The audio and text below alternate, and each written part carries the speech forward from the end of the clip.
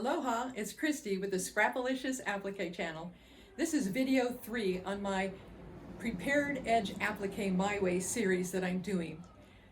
We're using my sunflower block that's my design, and it's free for you to follow along on this series. You can click on the link below the video and print it out. Today's video is going to be about how to do different ways you can do your pattern overlays for placing your pieces in the correct position, and how to trace your Templar pieces so that you know what edges get pressed and what don't, and lots of other tips. So stay tuned and let's get started. Okay, I'm back. Let's talk about overlays.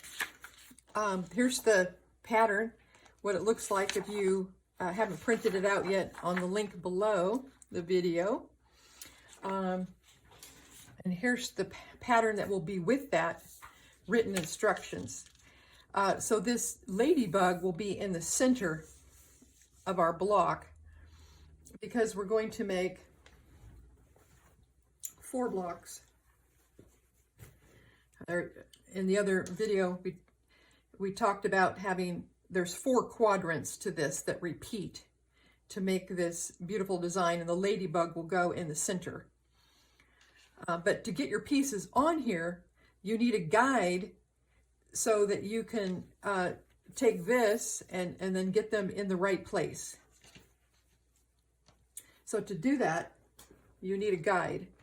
So here's the pattern. And I like to use tissue paper as a guide. And the reason is I store all of my Templar pieces and pattern and notes in one little plastic sleeve. You pick these up at the office supply. And then I have everything all in one place. And when I'm done with the overlay, no matter how large it is, I can fold it up and put it inside this plastic sleeve. And it's all nice and tidy, and I can file it wherever I want to, either in a notebook or in a box of files somewhere. Some people like to use rolled up vinyl, but I think that's a waste of money, and it's also difficult to store. You have to roll it up and figure out what to do with it. So to make your overlay, it's very simple. You just take a tissue paper, and I tape down my pattern with this piece, and then these 2 pieces tape the tissue paper to the pattern, and I line up the seam line here on the guide that was on the pattern, because that's that seam line that's right here, coming down the center and coming down here. So that's why you have that guide. So after you get it all traced, it's pretty simple, and you don't need to trace the bug. He's going to be going in the center. So if you have a big project with lots of pieces, you'll number your pieces because they'll all be different shapes. So you number those to keep track of them. So you have the number on your pattern and the number on your template. But this is real simple. You're not going to be making very many pieces. You're going to be making one of these, one of these, one of these, and one of these each, and then the stem. Because these 2 you'll use over and over to press the remaining set. So after you've traced that, then later on, we'll be going over this more in the next video after the pieces are pressed. You line this up with your seam lines, and then you can tuck your places in. And when you have a pattern, don't be afraid. You don't have to follow it exactly. On this one, I decided I wanted to move my sunflower unit up a little bit. I didn't want it quite so low, so I moved it up. Because we're going to be making a unit, a unit, and a unit. And then you can move them around and play. And you'll see how that happens. So after you get your overlay drawn, you just set that aside for that. You'll use that later after you get pieces pressed. The other thing you need to trace is if you want to try, there's 2 different ways to lay things down under your overlay. You can take all your pieces and tuck them under and pin each one down and fuss with them and keep flipping this. up and down, and place all your million little pieces. You can do that. I did it for years, but then I finally got smarter in the recent years and discovered that I can make units, so that you can just pick up this as one unit and move it around. So here is, this is freezer paper, and you trace your units that you're going to make. So I traced that one and that one. I traced my bug because it'll be a unit, and I traced this because that'll be a unit. So as you have each piece, you'll be using this freezer paper to just attach these and make a unit. And we'll go over that in the next video. But for now, you just need to trace your units. So you got 1, 2, 3, 4 units that you need to trace onto the freezer paper. So right on the paper side, leave the wax side free. These are going to be reversed images. So, but these are both the same. But if you have something that's reversed, just pay attention to how you would trace that. So those are the other things you'll need to prepare. So you got your overlay, you've got your unit freezer paper. And the next thing we'll do is, I'm trying to find the right pen, I don't have it. When you're tracing your Templar pieces, you have to keep in mind, grab a little piece of Templar. I ran out of big sheets. So you have a circle here. That one's going to be on top of all these other pieces. This piece is this one here.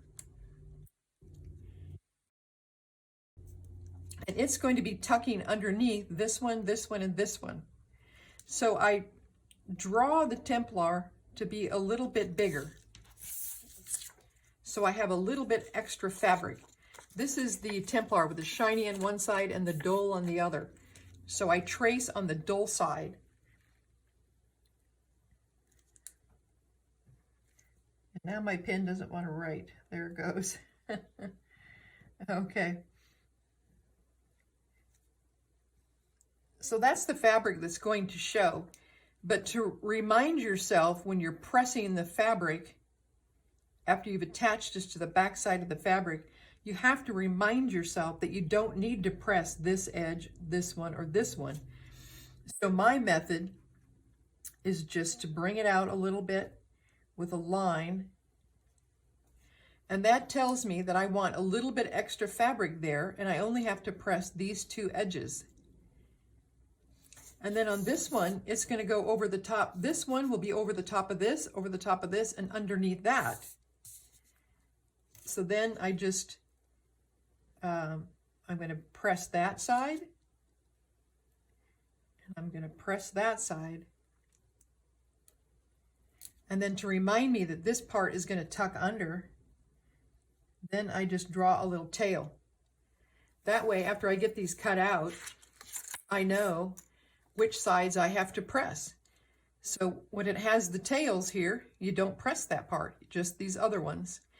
And because this is Templar, shiny here, dull here, you know that this is the right side of the pattern that will receive the 505 adhesive spray, so that the fabric, the back side of the fabric, it'll attach to that. But we'll go over that in the next video when we start pressing pieces. But that's how you prepare these pieces. So that's how I did all of these. Let's see, I've got the circle. And then this one's going to be repeated, 1, 2, 3, 4. So you only need one piece, because with this Templar, you can reuse it many times. And then there's that one that got repeated 4 times. And then I had a stem that'll be once. And on these leaves,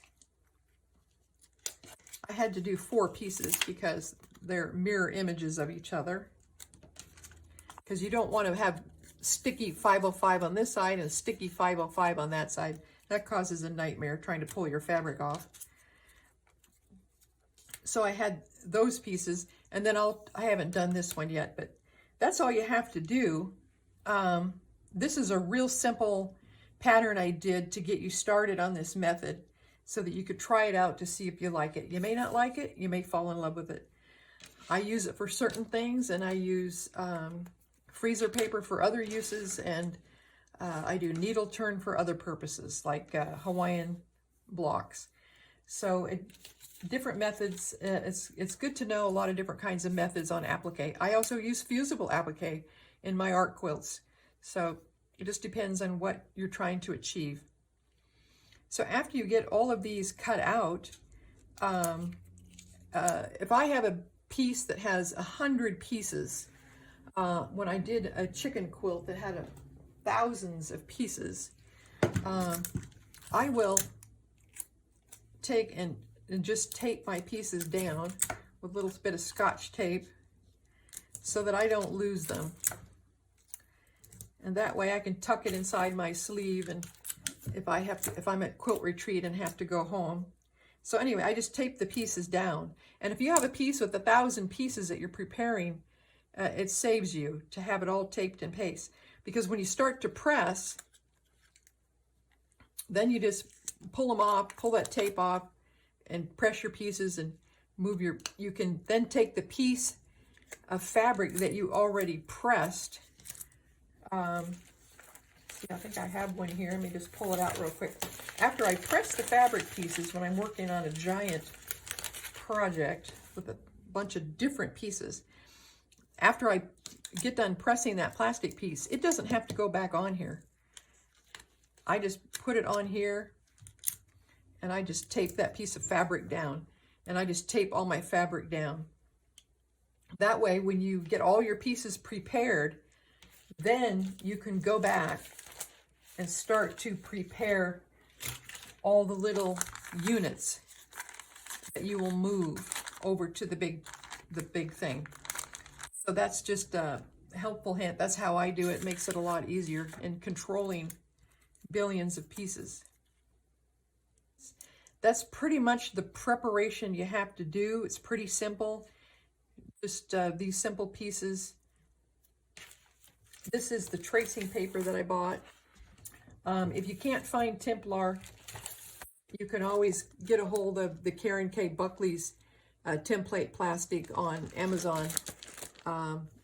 It's a little bit different, like I showed in the other video, where it's opaque on both sides. There's no shiny side. So you have to, indicate with some kind of mark what's your right side up when you're tracing those. I think that's all I have for now. So we will see you next video, and we'll get down to the fun part of actually pressing all your fabric pieces and making little units. So that'll be a lot of fun. And if you like this video and learned a lot, please click subscribe and that you liked the video. And I'll see you next time.